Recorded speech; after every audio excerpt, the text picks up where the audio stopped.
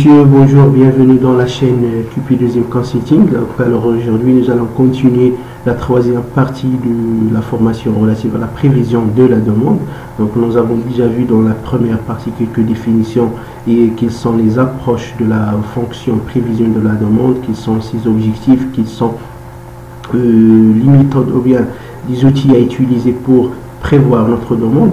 Dans la deuxième partie, nous avons vu aussi la méthode quantitative qui s'appelle la décomposition, et aujourd'hui nous allons voir ou bien on va vous expliquer une autre méthode quantitative qui est très simple, c'est la méthode des moyens mobiles. Donc la formation comme d'habitude sera animée par monsieur Mouhidine. Donc alors on va continuer ou bien on va commencer notre formation.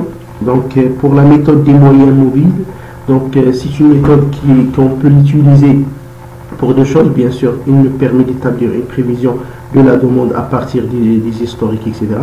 Et aussi, il sert également à faciliter et laisser les données utilisées pour les autres méthodes de prévision, soit la méthode qu'on a déjà vue, ou bien les autres méthodes qu'on va les voir ensemble. Donc, généralement, la base, ou bien le principe de la méthode des moyens mobiles, c'est l'estimation des prévisions de la demande, bien sûr, en se basant sur une historique, soit l'historique total de la demande pendant une période d'une année, ou bien une période de 6 mois, etc. Ou bien en se basant sur une partie de période de la demande, ou bien des prévisions. Donc on estime la prévision de la demande pour une certaine période à partir de valeurs connues pour lesquelles ou bien pour quelques périodes précédentes, c'est-à-dire on va se baser sur l'historique des demandes réelles pour élaborer ou bien pour avoir des prévisions. Donc il est très simple.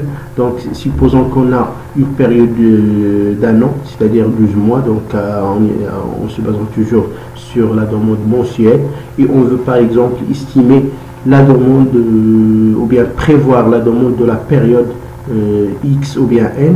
Donc on va se baser sur par exemple sur 3 périodes ou bien sur 2 périodes. Dans cet exemple, on va voir ou bien on va illustrer notre méthode en se basant sur une période de 3 mois ou bien de 3 périodes. Donc facilement on prend ou bien on calcule la prévision de l'année ou bien de la période N à partir des périodes ou bien des demandes réelles de la période N-1, N-2 et N-3. Dans le cas par exemple que on veut calculer la prévision de la demande de la période 8, donc on va se baser sur la demande réelle de période 7, 6 et 3, 1 et 5, et on va diviser bien sûr sur le nombre de périodes utilisées qui est 3. Donc pour avoir les prévisions 8 ou bien de la période 8 qui est égal à D5 plus D6 plus D7 divisé par 3. Dans le cas, on va prendre un exemple réel. Donc supposons qu'on veut calculer la période 4 par exemple, on va prendre les périodes ou bien la demande réelle de la période 1, 2 et 3 pour avoir la valeur qui est égale donc 31,6 plus 30 plus 33,9 divisé par 3, ça donne 31,8. De la même façon, pour calculer ou bien pour estimer la période la demande de la période 5, donc on prend la période 4, 3 et 2 et on va compléter notre tableau. Donc c'est une méthode qui est très simple.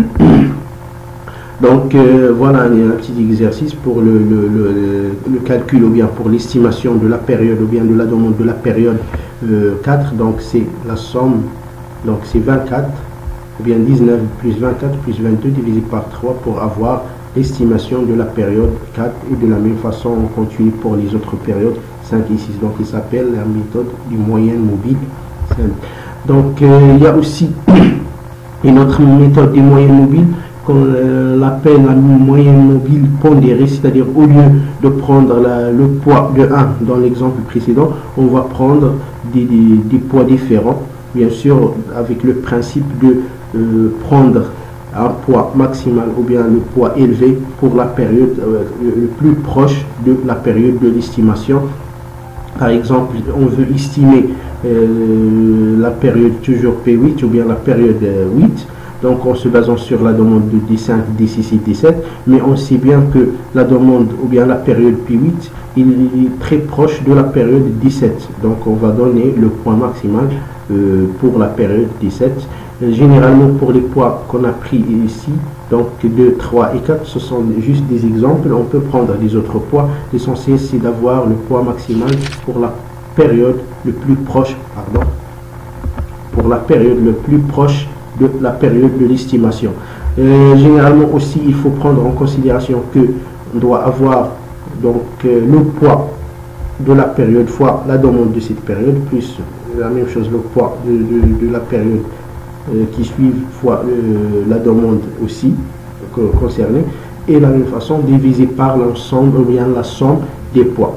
Donc dans ce cas là on a pris, comme j'ai dit, 2, 3 et 4 comme des poids, donc on va les diviser sur la somme qui est égale à 9 et pour avoir bien sûr P8. Donc généralement le principe c'est pour la période Pn est égal à le poids ou bien alpha fois la demande n plus 7 et n moins 1 plus bêta fois la demande de n moins 2 fois plus gamma fois la demande de n moins 3 divisé par la somme alpha plus bêta plus gamma.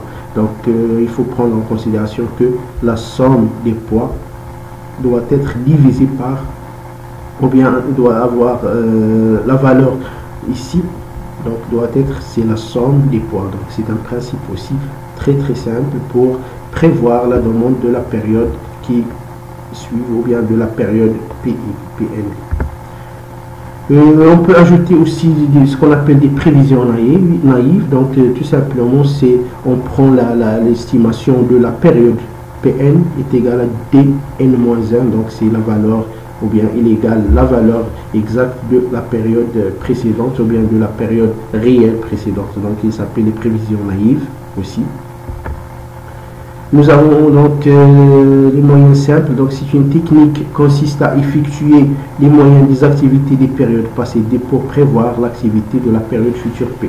C'est-à-dire il y a aussi une autre méthode qui est très simple, c'est on prend la somme des demandes réelles, on les divise sur toute la période ou bien le nombre de toutes les périodes. Dans le cas ou bien dans l'exemple d'un an ou bien d'un relevé d'un an, on prend la somme des demandes réelles pendant cette période divisée par n, qui par exemple si on prend une année, donc qui est égal à 12, pour avoir une période n plus 1 qui est fixe. Donc dans ce cas là aussi généralement c'est une méthode très naïve, mais il est simple et on peut l'utiliser pour prévoir notre demande ou bien notre prévision de demande.